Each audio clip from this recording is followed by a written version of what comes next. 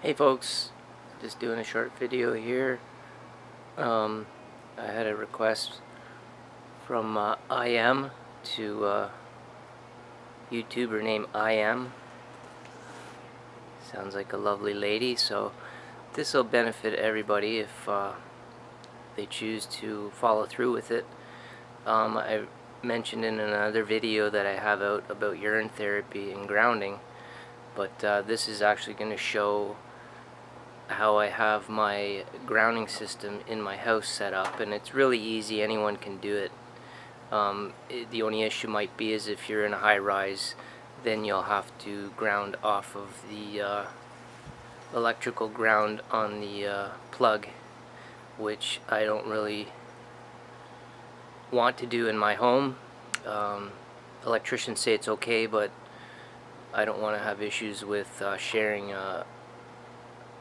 the electrons and the electrical with other devices in the house.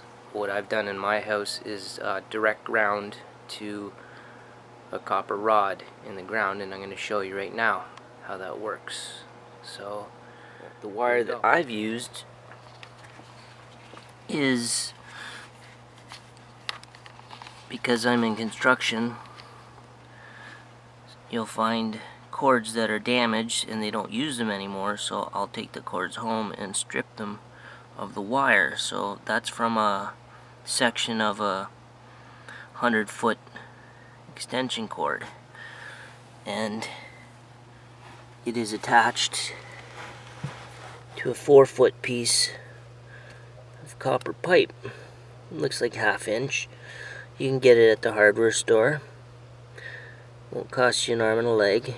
And I've driven it down into the clay. So underneath this pea gravel is clay. Well, I have another one here. I have 2 pieces of orgonite. That's just my preference. I like to have the orgonite around, so I put it right at the ground where my copper is. And you can use a ground clamp if you want.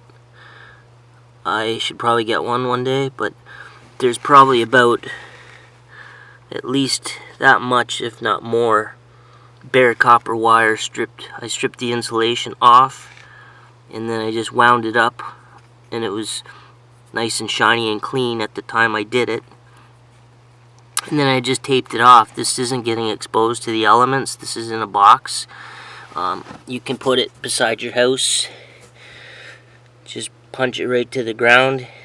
And if you're worried about it getting hit by lightning, they sell inline fuses. You can put inline, you just cut the wire and then add the fuse. So if it ever gets any kind of charge, lightning or other, that fuse will break the link. So you might as well buy a lottery ticket if you think that's gonna happen, though. But anyways, I guess safe to be sorry. So this goes into my basement. This hole was already here from when we used to have cable TV, or satellite TV, sorry. And that's where it went. But we've since got rid of satellite and cable TV. So I use that hole now, and that goes into the basement.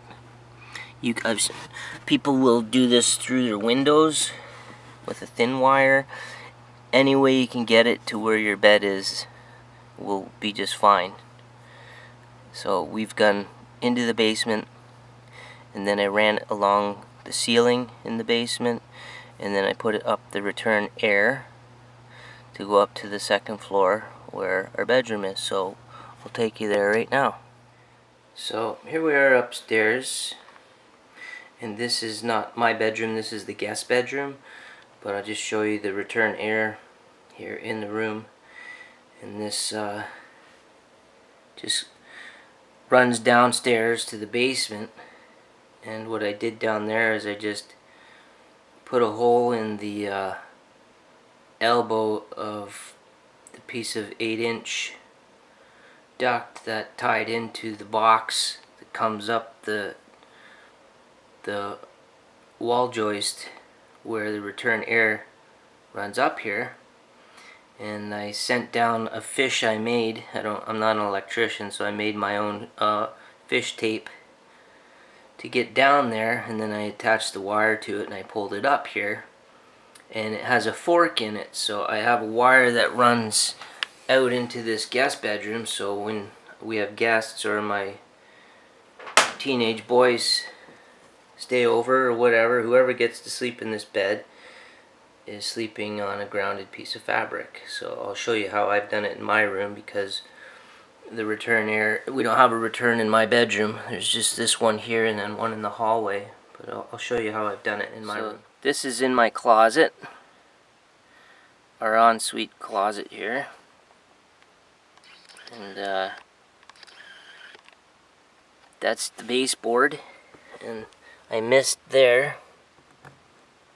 I haven't filled it in yet with any kind of repair, but this is the hole where the wire comes out from downstairs, and I've just tacked it along the baseboard, and it runs out here and comes into the bedroom. So it's ran along the baseboard, and then it comes up here, and it goes underneath the bed, and then run it over to the alligator clip, which is this here. And I have some, it's hard to get this thing to focus. I have some other leads on it that are under the bed, because you can put other things on it to actually attach to your body. The things they use in hospitals, the electrodes. If you want to get a direct point of contact on some area that you're having issues with, they do sell electrodes for grounding, but I think they're disposable. But all we've ever used is just this alligator clip clipped on to this fabric. And the fabric is called X-Static. I got it from an EMF safety store in New York, I believe, and it's very cheap compared to what you pay for the really nice stuff. After you use it for a bit and wash it, it gets pretty soft. There's no issues with sleeping on it, and that's the key when you use this stuff. I've got 2 layers here, as you can see.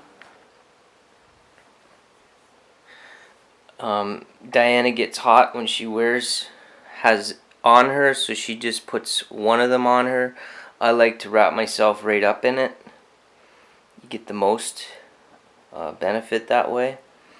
And this fabric is made of 87% polyester and then 13% carbon. That's the diamond pattern. Don't know if you can see it, but it's a diamond pattern. It is conductive. It's got, warnings on the package when you get it that says, don't connect it to live wires, because it will conduct the electricity. So it's grounded. I put a meter on it. It's grounded to the ground. You saw how I've done it, and that's changed our lives. We've been doing this for the last 2 years, and it's incredible, the difference in our carpal tunnel issues, pins and needles in your hands, falling asleep, just overall everything is incredible. Better sleep. Look into it. It's really good for you.